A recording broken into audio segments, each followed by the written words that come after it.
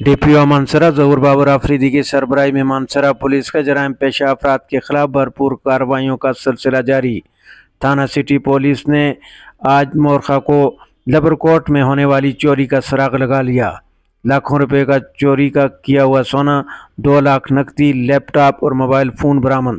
لبرکوٹ کے رہائشی شاہ میر ولد سفیر، سعد احمد ولد شبیر احمد، احتشام ولد بشیر اور عبد المعز ولد ذوالفقار کو گرفتار کر لیا گیا۔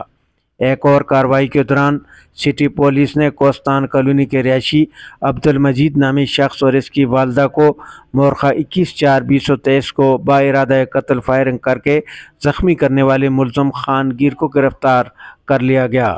اشتیاق بخاری، اسٹیٹ نیوز منسرا۔